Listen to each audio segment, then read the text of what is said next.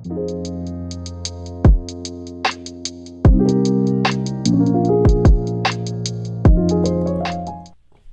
everybody, welcome back to the Pressing Matters. I'm Scott. Thank you for tuning in. Hope you're having a good week. Mine was a little rough. My car broke down a couple times. I got a sky-high repair bill the same day that I got billed for the Jimi Hendrix Experience UHQR from Analogue Productions. So I took a little bit of a hit, but I'm super glad to have this in the house and excited to tell you about it. Take a look at the unboxing. So here I'm going to show you exactly what you get with this UHQR. I've kept it in the shrink wrap. I don't like to remove this unless necessary. I'd love to show you it without it, but trust me, it's a beautiful reproduction of the cover. Let's just go over the hype stickers briefly. Officially licensed and authorized for release by the record label. 100% analog masters. Original master tapes. We only use the original master tapes and work with only the best mastering studios. Heavyweight vinyl, plated and pressed at the world's best pressing plant on virgin vinyl. Sorry, I'm reading this upside down. Unmatched QC, meticulous test pressing evaluation and quality control. Deluxe packaging, the highest quality jackets and rice paper inner sleeves. And interesting, this says out of print. Limited edition, less than 1,000 records and stampers released in limited quantities. And then you have QRP's logo, Analogue Productions logo.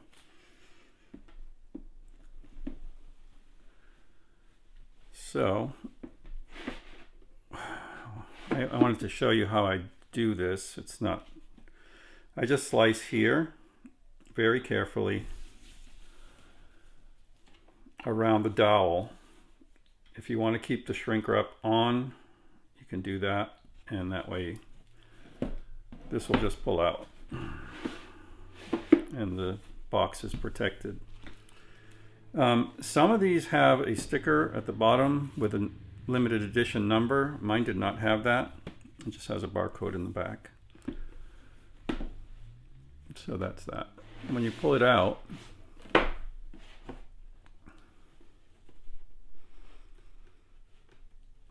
you get a bunch of things in here. This is the UHQR trademark brochure. It has a limited edition number on it when it was pressed. And inside they show you the trademarks for UHQR, which was originally a MoFi trademark, actually a JVC trademark, and Clarity Vinyl, which was developed by Classic Records, which Chad Kassem bought and has the rights to now. Then you have the technical specifications manual, which tells you about the flat profile, the people involved with producing these, and some technical information. Then you have the booklet. So the booklet has been expanded to, I think it's 20 pages from its original incarnation. There's a new essay and new pictures and documents. It's pressed on, it's printed on beautiful paper, heavy, glossy paper.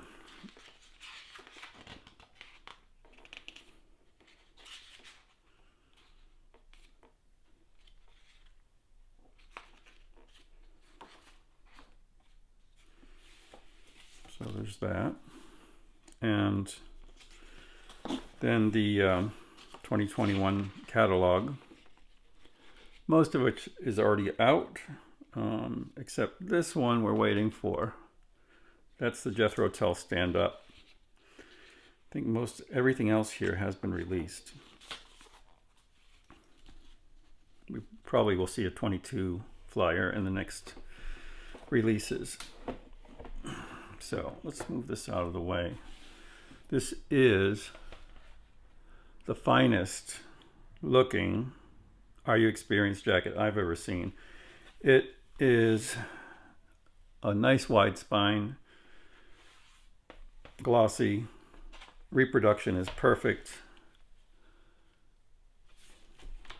Of course, this was never originally a gatefold, but since I think 1997, with the first MCA reissue from Jimi Hendrix, they expanded it into a gatefold.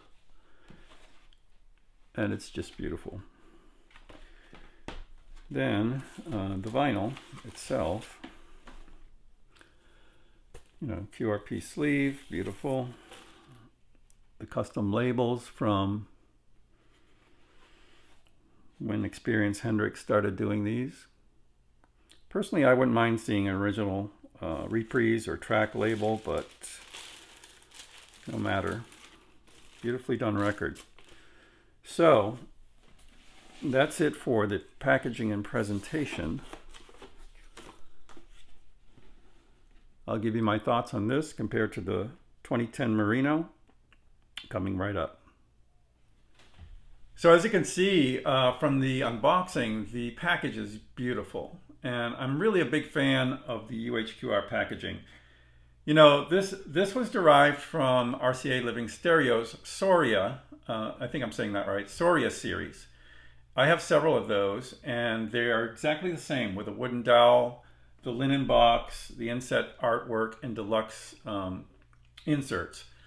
And I always thought that was a really nice presentation. One of their most famous is the Royal Ballet Gala, which is one of their most expensive as well. But I have a couple of others, Messiah, Handel's Messiah, and Verdi Requiem, I believe. As the time went on, they cheaped out on the presentation, and then they just ended the series. But it was really nice while it lasted, and this is a really nice choice for presenting these premium products. What I really like about this is the slipcase. This can sit inside your shelf and not be subjected to wear and tear, and you can just pull this out and get to the contents easily. The fact that it has a beautiful gatefold is another plus, because if you decide you're running out of space and don't want to keep the box on the shelf, you can just sleeve the jacket, inner jacket, and have that on the shelf. So it's kind of a win-win. Compared to MoFi's box, which, while beautiful, is a little bit more cumbersome because it's a lift top. You always have to pull the box out. Chances are you have it in some kind of sleeve, so because they're a little bit delicate on the outside, and with all that movement, it's going to pick up some marks. So, you have to remove the outer thing, lift the box, thumb through the contents, and then, the inner sleeves are custom, so it feels kind of weird to put those on the shelf. They're not in original jackets, so it's a little different, but I do prefer this by far. Before I get to the review, if you're new and haven't already, please consider subscribing. If you like this kind of content, hit like, subscribe, notification, and you'll be sure to be notified whenever a new video comes up.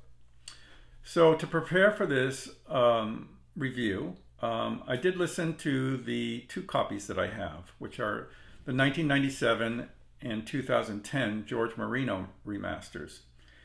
The 1997 is a 2-record set, and the thing about it is it was done digitally, or from a digital source. The 2010 is from an analog source. Honestly, they are more similar than they are different, and I think the differences between them are kind of overblown, but I did prefer the 2010, and that's the one I used for reference to look at this one. So I listened to the 2010, I went to the UHQR, I went back, and this is what I feel about the differences. First of all, this recording was never the greatest recording to begin with. It has some deficiencies. The drum sound is one major thing. The drum sound can sound very weak and like papery on all earlier pressings, including the Marino. in parts. And that really could have used some improvement. There also is a little bit of edge on the top end, at least on my system. And I don't have a system, I don't think, that emphasizes top end, but it doesn't on my other records. So I think it's there. It's just a little edgy in parts, especially on the busier tracks, like Purple Haze, Manic Depression. It can get a little tizzy, and I don't like that. So overall, though, it's a very, very good mastering, and it's a steal for $20. Really, it's done really well. It's pressed at QRP. The 2015, I'm sorry, I forgot to mention, the 2015 is the newer version of this mastering. It's pressed at QRP. The 2010 is pressed at RTI. So they're both really good pressings and good masterings, but could use some improvement, I thought. And I was really excited to hear what the difference with a UHQR could make. So when I put on the UHQR, it became more apparent where the weaknesses were in the Marino mastering. And I don't know what Bernie did. I think it's just his mastering chain has improved greatly since the classic record days. And he's done a magical job with this. It's really the best presentation of this record I've ever heard. And that little edge on the top is totally gone. It's replaced by a beautiful top end, very balanced overall sonic picture with more depth, more detail, but not in your face detail. It's just very clear. It doesn't have an edge though, and that's what I love about this pressing. Certain songs really benefit from this. You know, the big songs do benefit from that, and they benefit from the better drum sound on this record. It's just more realistic sounding, more punchy. And the vocals sound better, especially on the slower tracks. A couple of standouts for me were really Hey Joe, which I love anyway. And on the UHQR, it's elevated to another world. It's just wonderful, wonderful. Between the background vocals sounding so ethereal and the guitar solo sounding so clear and powerful, it just had an atmosphere that was haunting, and I loved it. Loved it. The same applies to the second side opening track, And the Wind Cries Mary. And on this one, the big feature is Hendrix's voice is so clear. It's free of any processing or, trippy effects that they use throughout the album. This is pretty straightforward, and it's just great. Really nice atmosphere on that track too. Love that. Overall, the whole thing is presented better, more balanced. Just a delight to listen to. I am so excited about this. I didn't think they could do much with it, and they really did. Now, is it $100 improvement? That's up for you to decide. If you're a minor fan of the album or just want to have it in your collection, the Marino Master is fantastic for that. It's perfect. $20, you get a great mastering and a great pressing. But if you want the ultimate, and it really is a difference, get the UHQR. I would get it soon because last I checked, 12,000 were gone and there's only 20,000. I don't know. These days things sell out so fast. So, I don't think you'll lose if you pick up the UHQR and decide you don't want it. You can sell it again.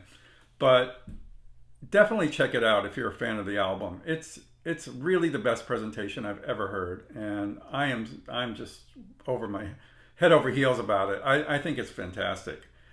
Really, it's the best UHQR so far in terms of the production of the record. The record was centered, dead centered. And I'm so sensitive to off-center records that I return a lot of stuff because I just can't stand that. I can't stand that pitch wavering. And this is dead centered. sounds like a master tape is running, you know, and that is a welcome relief. That rose my estimation of the record a lot. Also, the pressing is super silent, just right out of the sleeve. So, you know, this is really, really special, and I hope you like it. If you have it already, let me know. I'd love to hear from you in the comments below. Until next time, Scott for the Pressing Matters. Have a great day.